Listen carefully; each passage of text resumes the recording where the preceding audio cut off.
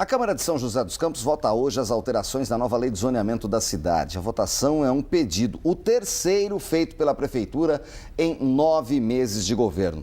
A repórter Gleice Arneiro está aqui comigo na porta da Câmara Municipal, traz ao vivo mais informações. Oi, Gleice, boa noite. Muito boa noite, Nicoline. Boa noite a todos. Em junho deste ano, a Câmara de Vereadores de São José dos Campos aprovou cerca de 70 mudanças na lei de zoneamento da cidade. E hoje, os parlamentares voltam a se reunir aqui na Câmara da cidade para discutir um novo pacote de alterações. E quem conversa com a gente é Walter Hayashi, que é relator da Comissão de Planejamento Urbano da cidade. Boa noite, Walter. Quais são as principais mudanças, vereador, em relação aqui à lei de zoneamento de São José dos Campos? Primeiro eu vou explicar o porquê que está se alterando essas pequenas mudanças. É o dinamismo da cidade. Então, o prefeito, o secretário de planejamento, ele tem que estar atento para o que ocorre na cidade. Então, essas 7 emendas que foram propostas, ou 7 artigos que foram propostos no projeto original, passou pela audiência pública e da audiência surgiu então mais 4 demandas num universo de mais de 100 pedidos que incorpora-se então ao projeto original. Quais são as mudanças principais? Eu vejo, por exemplo, a expansão da Zona Central 2, que é você permitir o desenvolvimento do centro da cidade, fazer com que as pessoas invistam e reservado especialmente para um hospital oncológico que é perto do Paço Municipal. E aí você vai permitir, nesse novo zoneamento, que se construa um hospital de 150 leitos, né? Vai gerar com certeza mais de 600 empregos diretos e mais outros 2.000 indiretos. Tudo isso faz parte de um pacote que nós temos que estar atento para essas mudanças. Os novos artigos que incorpora também, por exemplo, a região ali da Eaton, onde hoje é estritamente industrial, você transforma num misto de industrial, predominante industrial, mas também você permite serviços e comércios. Uma outra mudança é na questão do parque tecnológico, que tem um decreto de 2006 que precisava regulamentar o uso daquele espaço.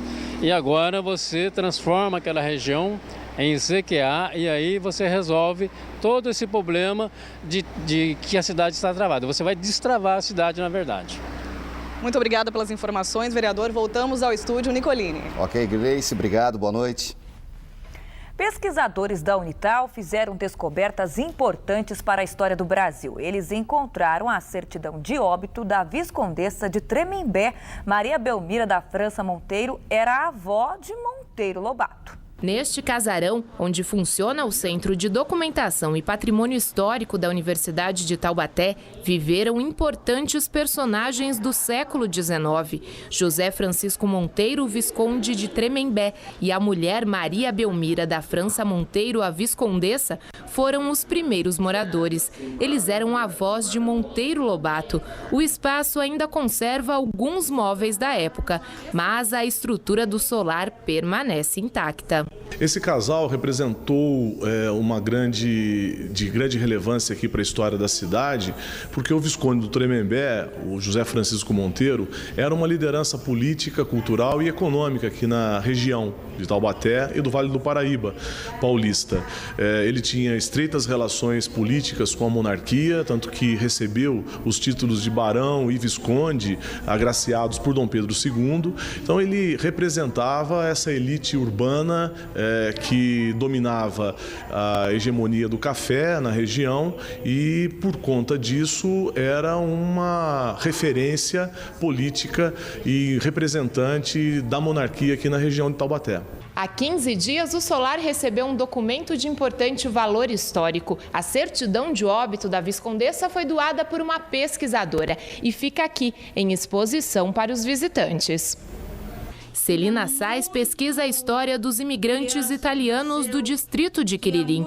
Em 2002, ela encontrou o documento por acaso. Eu recebi um telefonema de que tinha documentos na porta da minha casa. Porque todo mundo sabia que eu era pesquisadora e me entregaram documentos na porta de casa.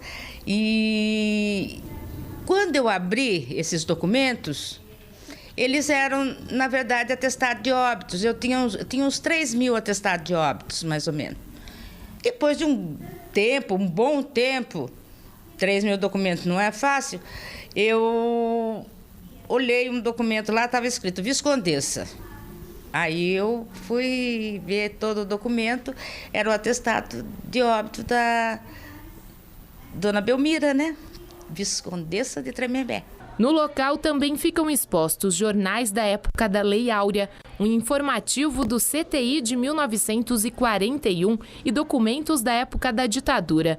Para o historiador e coordenador do Centro de Documentação, a certidão traz informações importantes sobre a Viscondessa. Ela era uma pessoa bem relacionada na elite taubatiana, recebia aqui as suas amigas, as suas festas, fazia as suas festas, os seus jantares, não é?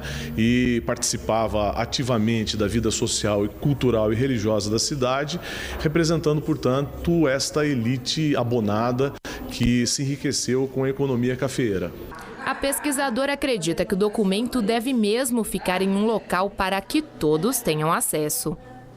Se os outros verem, eles vão ter mais conhecimento e vão procurar conhecer mais ainda. Então, eu estou dando um incentivo à pesquisa, ao conhecimento da história do Vale do Paraíba. É a história viva da região. Band Cidade termina aqui. Você pode rever nossas reportagens no nosso site ou interagir conosco pelas redes sociais. Fiquem agora com as notícias do Brasil e do mundo no Jornal da Band. Uma ótima noite para vocês. Encontro marcado amanhã às 6:50 da noite. Esperamos vocês. Até lá.